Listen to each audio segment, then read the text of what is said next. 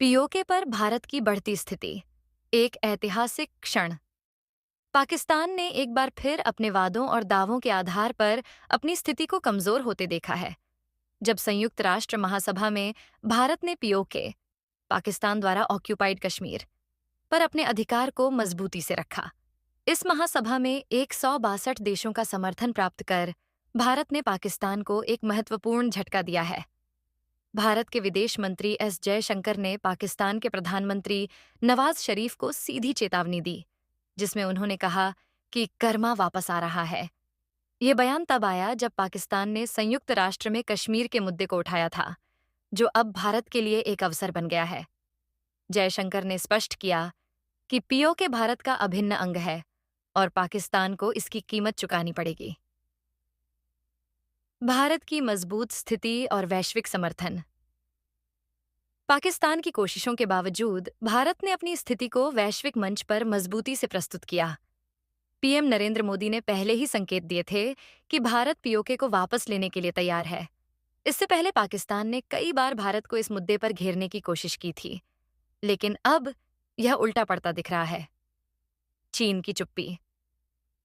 हालांकि पाकिस्तान का करीबी सहयोगी चीन भी इस मामले में चुप्पी साधे हुए है। मॉर्निंग वॉक चाइना जैसे चीनी मीडिया में यह माना जा रहा है कि पाकिस्तान अब पीओके के मुद्दे पर अपनी स्थिति खो चुका है। चीन, जो हमेशा पाकिस्तान का समर्थन करता आया है, अब खुद को इस विवाद में सम्मिलित करने से बचता नजर आ रहा है। आर्थिक प्रतिबंध और पाकिस्तान की स्थिति।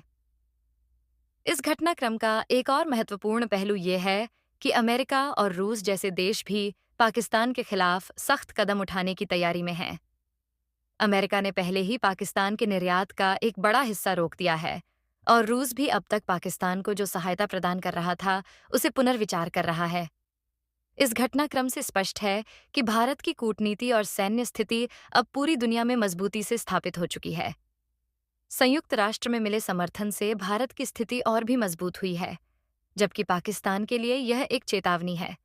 इसलिए जैसे जैसे भारत और पाकिस्तान के बीच की तकरार बढ़ती जा रही है, भारतीय नागरिकों को गर्व होना चाहिए कि उनका देश वैश्विक स्तर पर अपनी स्थिति को मजबूती से पेश कर रहा है। आगे का रास्ता आने वाले समय में यह देखना दिलचस्प होगा कि पाकिस्तान इस स्थिति का सामना कैसे करता है और भारत अपनी कूटनीति को किस तरह आगे बढ़ाता है।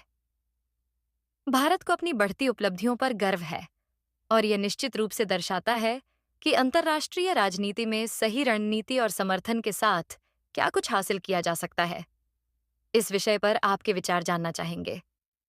क्या आप मानते हैं कि भारत वास्तव में पीओके को वापस प्राप्त कर सकेगा? कमेंट बॉक्स में अपने विचार साझा करें और हमारे चैनल को सब्सक्राइब करना न भूलें। जय हिंद, जय भारत। इजरायल और भारत। एक नई राजनीतिक धारा। यूनाइटेड नेशंस जनरल असेंबली में इजरायल के राष्ट्रपति बेंजामिन नेतन्याहू के बयान ने वैश्विक राजनीति में हलचल मचा दी है। उनके अनुसार भारत के खिलाफ खड़े होने वाले देशों का बुरा वक्त अब शुरू होने वाला है। ये बयान उन देशों, विशेषकर पाकिस्तान, चीन और अन्य मुस्लिम देशों के लिए एक चेतावनी के रूप में देखा जा रहा है, जो हमेशा से भारत के खिलाफ खड़े रहे हैं। इजरायल का भारत के प्रति समर्थन। नेतन्याहू ने अपनी स्पीच में भारत का समर्थन करने का संकल्प लिया है और यह स्पष्ट किया है कि इजरायल अब उन देशों के खिलाफ ठोस कदम उठाने के लिए तैयार है, जो भारत की प्रगति में बाधा डालने का प्रयास कर रहे हैं।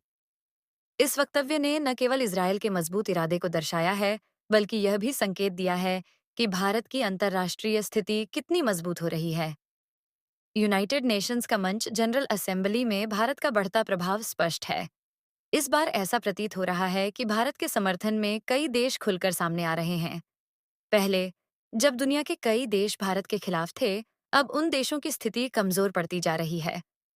भारत के विदेश मंत्री एस जयशंकर ने भी इजरायल के समर्थन की पुष्टि की है और कहा है कि भारत अब उन देशों के खिलाफ बड़े एक्शन की योजना बना रहा है, जो आतंकवाद को बढ़ावा दे रहे हैं।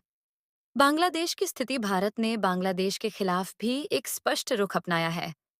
बांग्लादेश पर आरोप लगाया गया है कि वहां हिंदुओं के खिलाफ हिंसा हो रही है। भारत ने चेतावनी दी है कि यदि बांग्लादेश ने इस पर नियंत्रण नहीं किया, तो वह उचित कार्रवाई करेगा।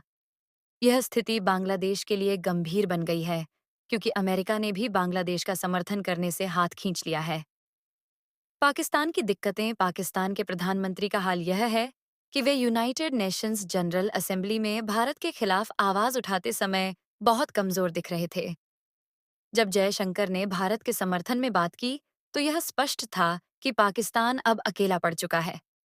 वैश्विक राजनीति में बदलाव। इजरायल भारत के साथ मिलकर उन देशों को खड़ा करने की योजना बना रहा है जो आतंकवाद का समर्थन कर रहे हैं। इस समय इजरायल की खुफिया एजेंसी मोसाद ने भी चेतावनी दी है कि यदि कोई देश भारत के खिलाफ खड़ा होता है तो उसका परिणाम गंभीर होगा।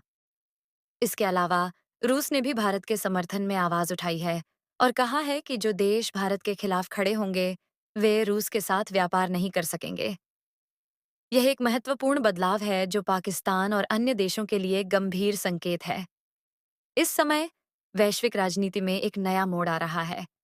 भारत की स्थिति अंतर्राष्ट्रीय स्तर पर मजबूत हो रही है और कई देश भारत के साथ खड़े होने के लिए तत्पर हैं।